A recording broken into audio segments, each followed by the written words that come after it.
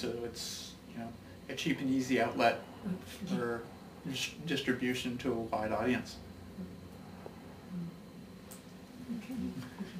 Alright. If you want to learn more about like the Beijing Olympic issue, right? How would you get more information from it? Like, will you actually trust information from the social media, like what you say is a breath of fresh air, and in the negative side is like people use it as an avenue for publicizing or traffic volume increment, right? Or So will you trust the for me, traditional media? my interest would really be in learning more of the sort of basic knowledge stuff about the Olympics. What are the sports? Who are the athletes?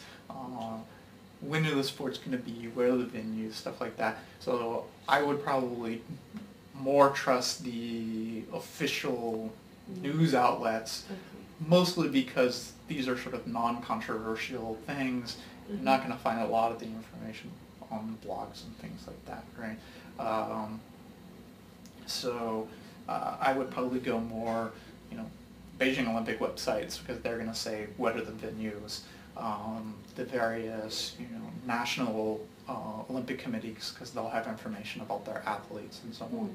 If I wanted to know, who might win the 100-meter dash, then going to blogs might be a good way to go to get lots and lots of opinions about, is that athlete going to do well on that day? Are there any things to be concerned about that guy? Is he going to handle the heat or, pollution or dust storms or the pressure or whatever it is, right? So that's where getting lots of opinions might be a good way to go. On a side thing, some time ago, I can't remember, a few months ago, I was trying to look up what the Singapore F1 track was going to be, and the official Singapore site was not showing a picture. They had no map of it. I think they do now, but at least at the time they didn't. So I was actually ending up looking at people's blogs because they had references to earlier news articles that had the maps, right? So it's more a matter of, if there's a particular piece of information I want, where am I going to find it? Right?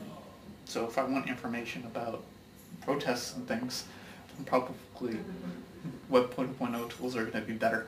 So, Singapore is actually a fantastic example of this, right?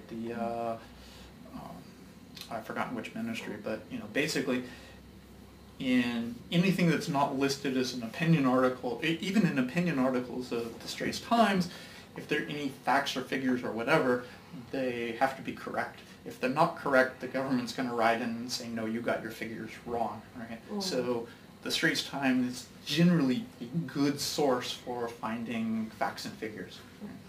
But if you want opinions, it may not be a good place, right? Because as a major media outlet, they have stakeholders, shareholders, regulations and all of these things that they have to be careful about what is said, whereas somebody's blog can be much more extreme. Right? It's a more acceptable outlet for opinions and commentary and speculation. There's a limited amount that a major newspaper, regardless of where it is from, right, whether it's Singapore or the US or anywhere, there's a limited amount of speculation they can do. Whereas if I go and write a blog, I can speculate as much as I want.